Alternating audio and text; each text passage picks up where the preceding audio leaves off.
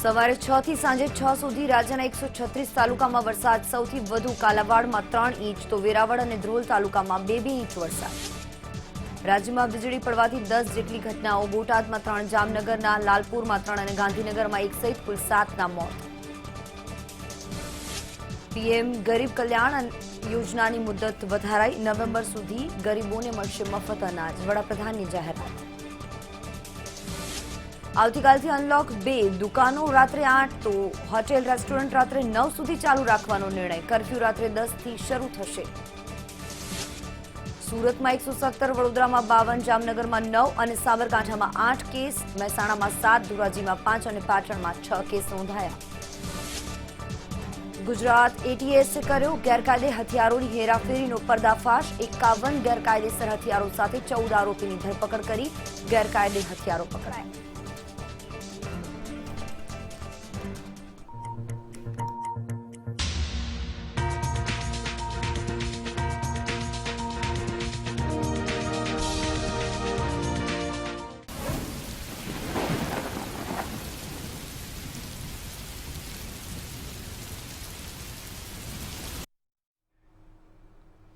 નમસ્કાર, સ્વાગત છે આપનું। આપ જોઈ રહ્યા છો મંતવ્ય ન્યૂઝ અને આપની સાથે હું છું જિજ્ઞા રાજગોર જોશી। સમાચારોની શરૂઆત કરીશું આજે વહેલી સવારથી। સવારે 6 વાગ્યાથી સાંજે 6 વાગ્યા સુધીમાં રાજ્યના 136 તાલુકામાં ધોધમાર વરસાદ વરસ્યો છે।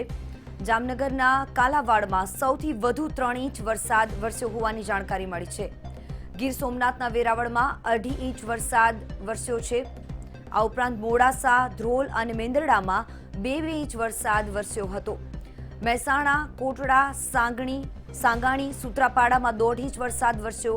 આમ રાજ્યમાં વિવિધ જગ્યાએથી વરસાદના સમાચારો આવ્યા। ગીર ગઢડા, જેસર અને બેચરાજીમાં પણ 1.5 ઇંચ વરસાદ વરસ્યો હતો। આ ઉપરાંત મહેસાણા, માળિયા, ખાંભા, લીલિયા અને ડભોઈમાં પણ 1.25 ઇંચ વરસાદ વરસ્યો। જામનગર, ભાવનગર, વિસાવદર અને હારીજમાં પણ 1 ઇંચ વરસાદ થયો। મોડાસા, ધ્રોલ અને મેંદરડામાં 2 ઇંચ વરસાદ વરસ્યો હોવાના સમાચારો મળ્યા।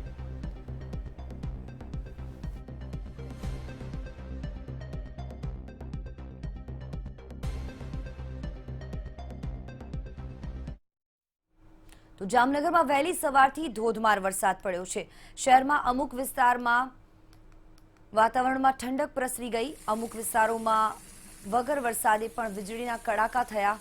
વાવણી લાયક વરસાદ પડતા ખેડૂતો પણ ખુશખુશાલ જોવા મળ્યા। જામનગરની આસપાસના વિસ્તારોમાં પણ વરસાદ વરસ્યો હતો। ગામડાઓમાં પણ વરસાદથી ખેડૂતો પણ ખુશખુશાલ હતા। ખેતરોમાં પણ લીલુંછમ ખેતર દેખાઈ રહ્યું હતું। તેની સાથે આકાશમાં કાળા ડિબાંગ વાદળો જોવા મળી રહ્યા હતા। વાવણી લાયક વરસાદ માની રહ્યા છે ખેડૂતો। આ ઉપરાંત ચોમાસું સારું રહેવાની અપેક્ષા ખેડૂતોને। અમુક વિસ્તારમાં વરસાદની સાથે સાથે વીજળીના કડાકા પણ જોવા મળ્યા। દેવભૂમિ દ્વારકાના જામખંભાળિયામાં વહેલી સવારથી વરસાદનું આગમન થયું હતું। ગાજવીજ સાથે વરસાદનું આગમન થયું। જિલ્લામાં મેઘમહેર થતાં લોકોને ગરમીથી રાહત મળી। જિલ્લામાં 1 અઠવાડિયા પછી ફરી મેઘમહેર જોવા મળી હતી।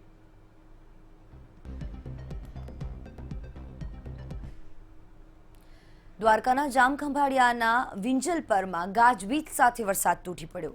સાથે જ વીજળી પડતા વિંજલપરમાં 2 ભેંસ અને 2 બળદના મોત પણ થયા હતા।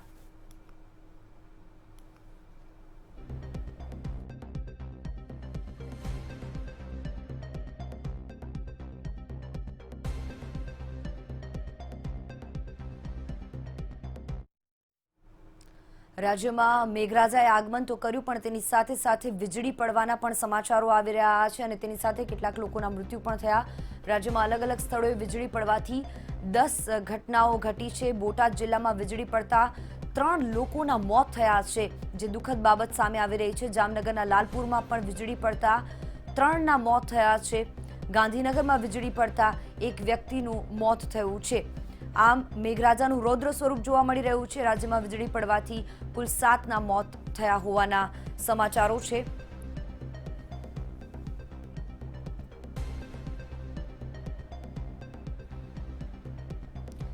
એક દિવસમાં 4 અલગ અલગ જગ્યાએ વીજળી પડી હોવાનું સામે આવ્યું છે। બોટાદ, જસદણ, દહેગામ અને મેઘરજમાં વીજળી પડી હતી, જેમાં બોટાદમાં વીજળી પડતા 2 લોકોના મોત થઈ ગયા। સરવઈ લાઠીદળ વચ્ચે ખેતરમાં વીજળી પડતા 60 વર્ષના આધેડ અને 5 વર્ષની બાળકીનું મોત થયું, ત્યારે આ બંને મૃતકોને પીએમ માટે સરકારી હોસ્પિટલ ખસેડવામાં આવ્યા।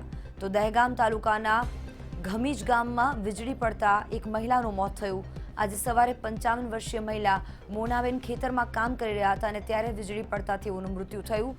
જસદણમાં ખેત કામ કરતા ખેતમજૂર પર વીજળી પડી હતી, જેના કારણે ઇજાગ્રસ્ત વ્યક્તિને સારવાર અર્થે હોસ્પિટલ ખસેડાયા। મેઘરજમાં વીજળી પડતા ઝાડ પણ સળગી ઉઠ્યું હતું।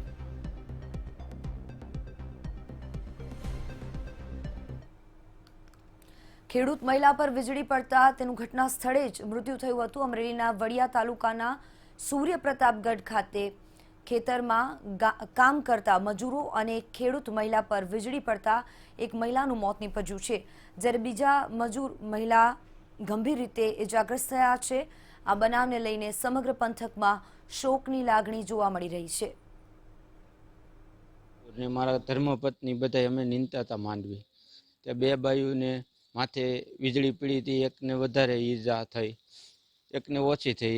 તેમાં મારા ધર્મપત્ની એને ફેલ થઈ ગઈ। અહીંયા વરસાદ ન આવ્યો તો આગળ વીજળી પડી ને બધા ફેંકાઈ ગયા।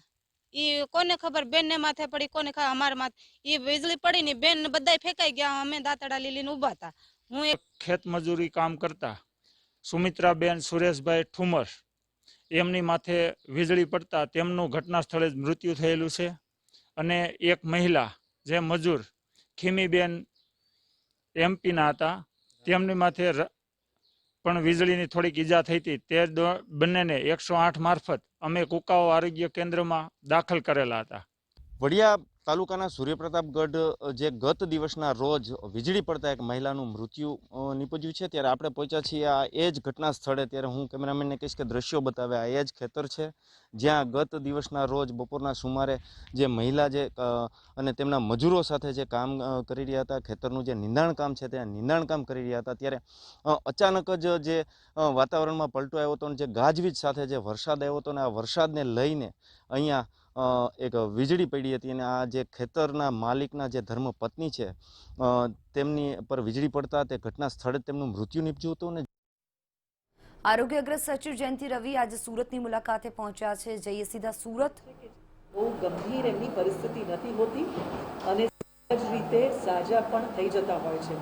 તો આવા લોકોને જો ઘરમાં સગવડ હોય, એમની પાસે ઇન્ડિપેન્ડન્ટ રૂમ હોય, અટેચ્ડ ટોયલેટ બાથરૂમ હોય અને ઘરમાં એમના એક પરિવારના સભ્ય કે વ્યક્તિ અથવા કેરટેકર જે 24 કલાક એમની દેખરેખ રાખી શકે એવી એક સંભાવના હોય, તો આવા લોકોને હોમ આઇસોલેશન પણ આપણે જો એ વ્યવસ્થા પણ આપીએ તો એનાથી સરસ રીતે જલ્દી અને ઝડપ રીતે પણ એ લોકો સાજા પણ થઈ જતા હોય છે। આવા અનુભવ અનેક કિસ્સામાં આપણા ધ્યાન પર આવ્યું છે। એટલે આજે સુરતના જે સારામાં સારા ટોપ મેડિકલ છે, પ્રેક્ટિશનર્સ છે, ફિઝિશિયન્સ એસોસિએશન છે, IMA, એ બધા તજજ્ઞો ડૉક્ટર સાથે પણ હમણાં ડિટેલ ચર્ચા કરવામાં આવી, અલગ અલગ હોસ્પિટલ્સના પ્રતિનિધિઓ સાથે પણ, કે આ રીતે હોમ આઇસોલેશન, કેમ કે આમાં પેશન્ટ્સ પોતાના જ ઘરમાં સારા વાતાવરણમાં રહેતા હોય અને ત્યાં ઝડપથી એ લોકો સારા પણ થઈ શકે, અને એની સાથે સાથે એવા કોઈ 1-2% એસ્કેલેશન થાય, કંઈક એમની તબિયત બગડે તો પણ તરત કયા પ્રાઇવેટ હોસ્પિટલમાં કે સરકારી હોસ્પિટલમાં લઈ જવું, એની પણ એક આખી સુગ્રથિત વ્યવસ્થા કરવા માટે પણ અત્યારે ડિટેલ પ્લાનિંગ કરી, સાથે સાથે વેન્ટિલેટર્સ પણ જ્યાં જ્યાં એમને જરૂરત છે એ પણ સરકાર પાસે પર્યાપ્ત માત્રામાં છે એ પણ આપવાની વાત થઈ।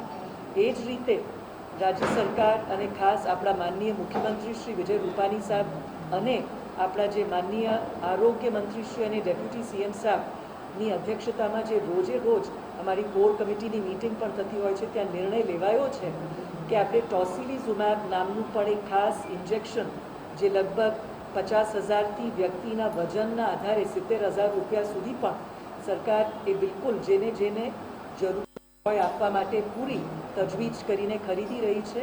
અલબત્ત એમાં થોડાક અમુક એના જે બોડીના સર્ટન માર્કર્સ, એલિજિબિલિટી ક્રાઇટેરિયા પણ જો આપણે તો એની પણ આજે ચર્ચા કરવામાં આવી. આ ટોસિલિઝુમેબ દવા પણ આપવામાં આવશે અને આવી રહી છે.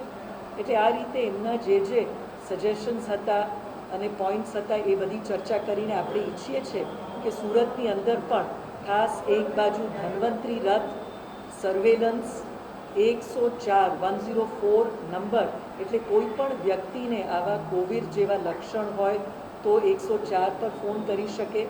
સાથે સાથે આપણે આયુષને લગતા રોગ પ્રતિકારક ક્ષમતા વધારવા માટે પણ હોમિયોપેથી અને આયુર્વેદિક દવા પણ ધન્વંતરી રથ મારફતે અને એની સાથે સાથે પલ્સ ઓક્સીમીટર નામની એક નાનકડી ડિવાઇસ જેના ઉપરથી પણ એમના શરીરની અંદર ઓક્સિજન સેચ્યુરેશન કેટલું છે આની કામગીરી પણ 105 જેટલી ધન્વંતરી રથ, પછી એ જ રીતે house to house door to door surveillance કોમ્બિંગની એક્ટિવિટી ઘનિષ્ઠ રીતે કરી દેવામાં આવી છે. સાથે સાથે આપણે આ રીતે જેટલા પણ પ્રાઇવેટ અને ગવર્મેન્ટ સેક્ટરના જે હોસ્પિટલ્સ છે અને એ જ રીતે હોટેલ સાથે પણ જેને આપણે કોવિડ કેર સેન્ટર્સ કહીએ અથવા તો કોવિડ હેલ્થ સેન્ટર્સ કહીએ એમની સાથે પણ આજે સંકલન કરવા માટેની બેઠક અને બધી ડિટેલ ચર્ચા કરવામાં આવી. અને આના પછી જે આપણી હોસ્પિટલ્સ છે એની અંદર જે સમગ્ર ટ્રીટમેન્ટ પ્રોટોકોલ્સ છે, કઈ રીતે કઈ ટ્રીટમેન્ટ આપવાની, કઈ વ્યવસ્થા ઊભી રાખવાની, 108 માટે પણ કઈ રીતે આખા દિવસ દરમિયાન ક્યાં ક્યાં બેડ્સ ઉપલબ્ધ છે એ બધી સિસ્ટમ્સ ઊભી કરીને એને સઘન મોનિટર કરવા માટેની આજની અમારી બધી મિટિંગ્સ થઈ. મેડમ, અનલોકમાં જે રીતે સુરતમાં કેસ વધ્યા છે એમાં પ્રાઇમરી શું લાગી રહ્યું છે, કારણ શું? આમાં અનેક કારણો હોઈ શકે. આમાં આપણે કોઈ ચોક્કસ નક્કર કારણ આપણે પ્રસ્થાપિત ન કરી શકીએ. આ બધા કન્જેક્ચર્સ છે, અનુમાન છે. પણ એક કારણ એ પણ બની શકે કે અહીંયા જે હીરા ઉદ્યોગમાં જે બેસવાની એક વ્યવસ્થા છે, એર કન્ડિશન રૂમ્સ છે, લોકો એકબીજાની નજદીક બેસીને હીરા ઘસવાનું જે કામ કરે છે, આ પણ એક આના લીધે આ સંક્રમણ વધવાની એક શક્યતા વધી જાય. સાથે સાથે આપણે પોલીસ તંત્રને પણ ગઈ વખતે પણ કહ્યું અને આજે પણ મારા સિટીની અંદર જે મેં પરિભ્રમણ કર્યું એમાં પણ જોયું કે માસ્ક પહેરવાની જે એક પ્રથા છે એમાં ચોક્કસ પહેલાં કરતાં સુધારો થયો છે.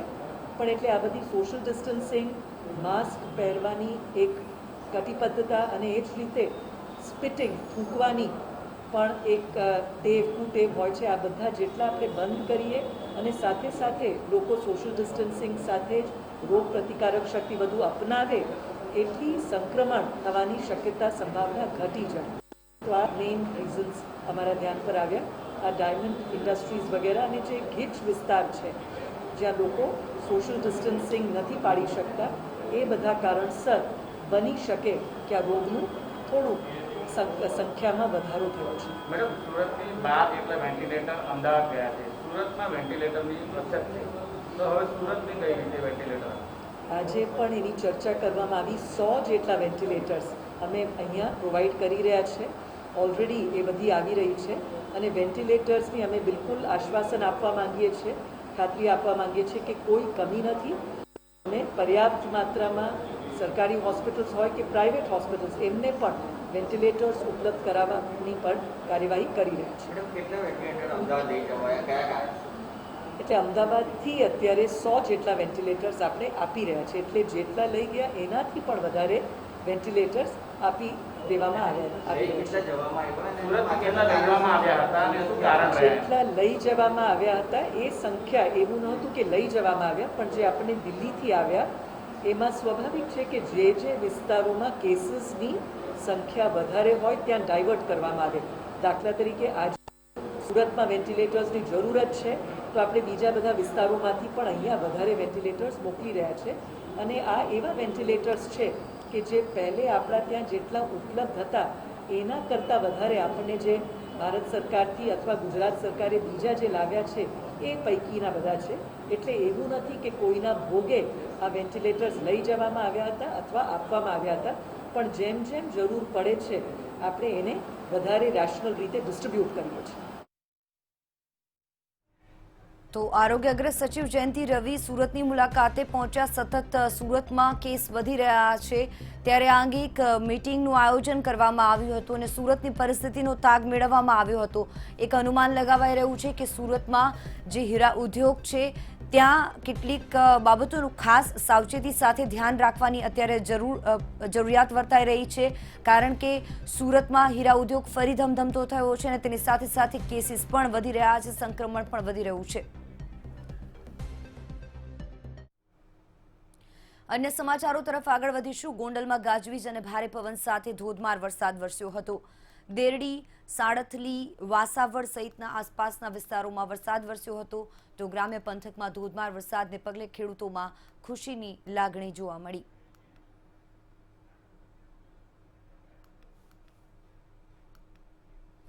ગોંડલના રહેવાસીઓ માટે એક સારા સમાચાર આવ્યા છે. શહેરની જીવાદોરી સમાન વેરી તળાવ ઓવરફ્લો થયો છે. સૌની યોજના 3 અંતર્ગત નર્મદાના નીર ઠાલવતા આ તળાવ ઓવરફ્લો થયું, જે ગોંડલવાસીઓ માટે જીવાદોરી સમાન છે. વેરી તળાવ ઓવરફ્લો થતા કારણ કે ગોંડલના લોકો માટે આ વખતે પીવાના પાણીનો પ્રશ્ન છે તે હલ થઈ જશે તેવું લાગી રહ્યું છે. આપને સીધા જ દ્રશ્ય બતાવીશ કે જે ગોંડલનો વેરી તળાવ ડેમ છે કે જે ઓવરફ્લો થઈ જવા પામ્યો છે. છેલ્લા 2 દિવસથી ગોંડલ પંથકમાં મેઘરાજા મન મૂકીને વરસ્યા છે. સાથે સાથે ગોંડલના ધારાસભ્ય સહિતના ઉચ્ચ કક્ષાએ રજૂઆત કર્યા બાદ નર્મદા નીર પણ વેરી તળાવમાં ઠાલવવામાં આવ્યા છે. ત્યારે સૌની યોજના લિંક અંતર્ગત 3 શહેરને પૂરું પાડતું આ વેરી તળાવ ડેમ છે કે જેમાં નર્મદા નીર ઠાલવવામાં આવતા ઓવરફ્લો થયો હતો. આ ઓવરફ્લો થતાં વેરી તળાવના તમામ દરવાજાઓ ખોલવામાં આવ્યા હતા. વેરી તળાવ ઓવરફ્લો થયા બાદ ગોંડલની નદી તેમજ આશાપુરા ડેમ સહિત અનેક નાના ચેક ડેમો ભરવા છલકાવવામાં આવશે. ત્યારબાદ કહી શકાય કે સૌરાષ્ટ્રના સૌથી મોટા ડેમોમાં ગણના પામતો ભાદર ડેમ પણ આ નર્મદા નીરથી છલકાવવામાં આવશે. ત્યારે ગોંડલ તેમજ જેતપુર સહિતના ઘણા નાના ગામોને પીવાના પાણીનો પ્રશ્ન જે છે તે હલ થઈ જશે તેવું લાગી રહ્યું છે. કેમેરામેન રાજન ચુડાસમા સાથે વિશ્વાસ ભોજાણી, મંતવ્ય ન્યૂઝ, ગોંડલ. અનલોક 2 ને લઈને સમાચારો આવી રહ્યા છે. રાજ્ય સરકારે અનલોક 2 ને લઈને ગાઈડલાઈન બહાર પાડી છે. અનલોક 2 વિશે રાજ્ય સરકારે ગાઈડલાઈન જાહેર કરી છે.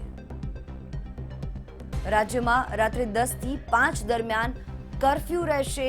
આ ગાઈડલાઈનનો પહેલો નિયમ કન્ટેનમેન્ટ ઝોનમાં માત્ર આવશ્યક સેવાઓ જ ચાલુ રાખવામાં આવશે. કન્ટેનમેન્ટ ઝોનમાં રહેલા લોકો વિસ્તાર છોડી અને નહીં જઈ શકે. સ્પોર્ટ્સ કોમ્પ્લેક્સ અને સ્ટેડિયમને ખોલવા મંજૂરી આપવામાં આવી છે. આ મહત્વપૂર્ણ સમાચારો. લાઇબ્રેરી કેપેસિટીના 60% સાથે ખુલ્લી રહી શકશે. રિક્ષા અને કેબ સર્વિસ 1+2 સાથે ચાલુ રહેશે. કન્ટેનમેન્ટ ઝોનમાં માત્ર આવશ્યક સેવાઓ જ ચાલુ રહેશે. અનલોક 2ની જે ગાઈડલાઈન જાહેર કરવામાં આવી છે, કન્ટેનમેન્ટ ઝોનમાં રહેતા લોકો કન્ટેનમેન્ટ ઝોન છોડીને બહાર નહીં જઈ શકે. સ્પોર્ટ્સ કોમ્પ્લેક્સને પણ મંજૂરી આપી દેવામાં આવી છે. અનલોક 2 વિશે જે નવી ગાઈડલાઈન જાહેર કરવામાં આવી છે તેમાં જે તમામ છૂટછાટ દેખાઈ રહી છે, રાજ્યમાં રાત્રે 10 થી 5 દરમિયાન કર્ફ્યુ રહેશે. એટલે કે રાત્રે 10 વાગ્યા સુધી રેસ્ટોરન્ટ અને 9 વાગ્યા સુધી રેસ્ટોરન્ટ ખુલ્લા રહી શકશે. તે મહત્વપૂર્ણ નિર્ણય. કન્ટેનમેન્ટ ઝોનના વિસ્તારના લોકો ક્યાંય બહાર નહીં જઈ શકે, કન્ટેનમેન્ટ ઝોન છોડીને નહીં જઈ શકે. આ ઉપરાંત લાઇબ્રેરી કેપેસિટીના 60% સાથે ખુલ્લી રહી શકશે. રિક્ષા અને કેબ સર્વિસ પણ 1+2 સાથે ચાલુ રહેશે.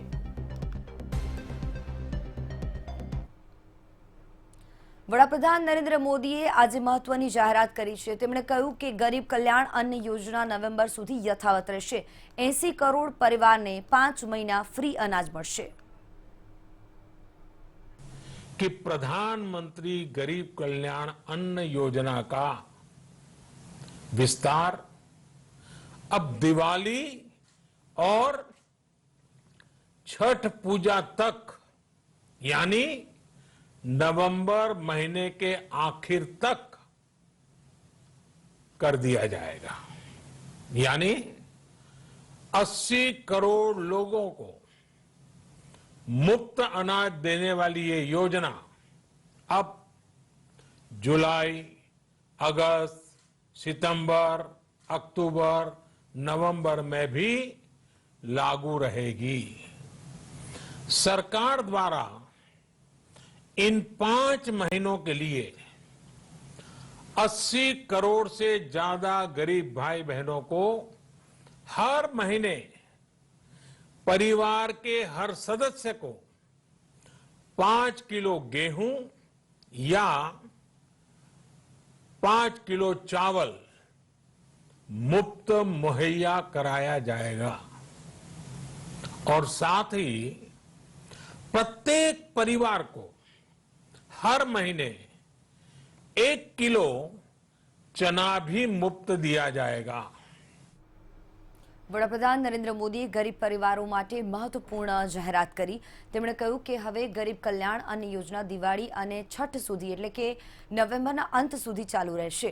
આ અંતર્ગત સરકાર ગરીબ પરિવારોના દરેક સભ્યને 5 કિલો ઘઉં 5 કિલો ચોખા મફત આપશે. આ સિવાય પ્રત્યેક પરિવારને દર મહિને 1 કિલો ચણા પણ મફત આપવામાં આવશે.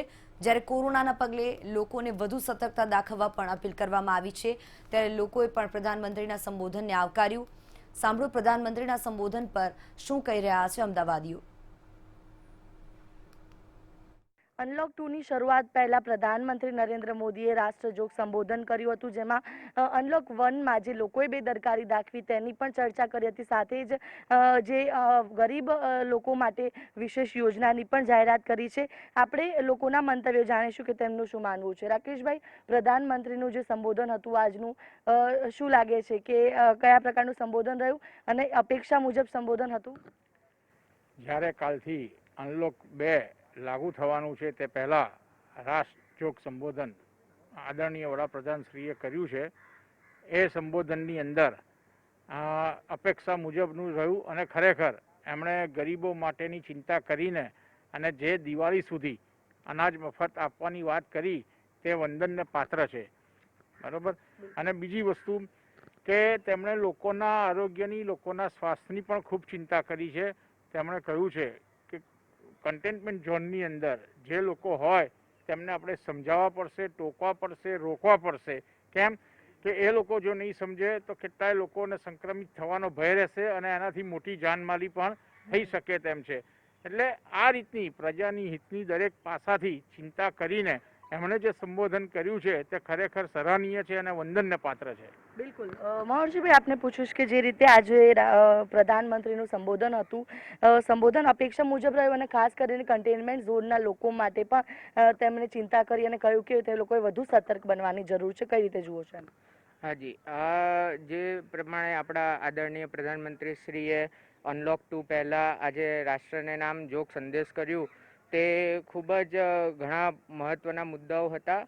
અને મોદી સાહેબે 5 મહિના એટલે જે 3 મહિના આપ્યો, હજુ 2-3 મહિના ફ્રી અનાજ આપવાની પણ એક બહુ મોટી જાહેરાત કરી, જે રેશન કાર્ડ ધારકો છે અને જે 80 લાખ પરિવારોને સીધું એ અસર કરે છે. તો એ રેશનનો મુદ્દો પણ એમણે સારો લીધો. ગઈકાલે ભારત સરકારનો બીજો મોટો મહત્ત્વનો નિર્ણય, જે 59 એપ્લિકેશનો જે ચીની એપ્લિકેશનો છે તે પણ બંધ કરી. અમે આઈટીમાંથી આવીએ છીએ. પર એપ્લિકેશન ચીનની દૈનિક ઇન્કમ 5 થી 10 કરોડ રૂપિયા હતી.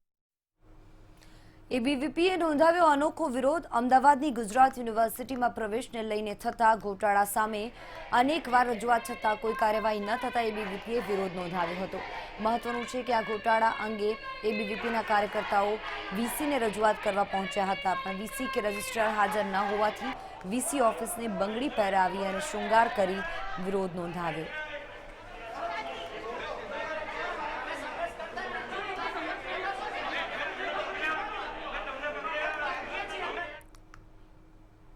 ગુજરાત એટીએસની ટીમને મળી છે મોટી સફળતા. એટીએસ દ્વારા રાજ્યમાં ગેરકાયદેસર હથિયારોની હેરાફેરીનો મોટો પર્દાફાશ કર્યો છે. ગત અઠવાડિયે રાજ્યના 5 જિલ્લામાં દરોડા પાડી 50થી વધુ હથિયાર જપ્ત કરી 9 આરોપીની ધરપકડ કરી છે. ત્યારે તાજેતરમાં વધુ 50 હથિયારો સાથે 11 આરોપીઓની ધરપકડ કરાઈ છે. કચ્છ, સુરેન્દ્રનગર, મોરબી સહિતના શહેરોમાં દરોડા પાડી આ હથિયાર જપ્ત કરાયા. 14 જેટલા વ્યક્તિઓને ડિટેઇન કરવામાં આવ્યા છે અને વધુ 51 હથિયારો કબજે લેવામાં આવ્યા છે, જેની અંદાજિત કિંમત 1.5 કરોડ રૂપિયા જેટલી ગણી શકાય.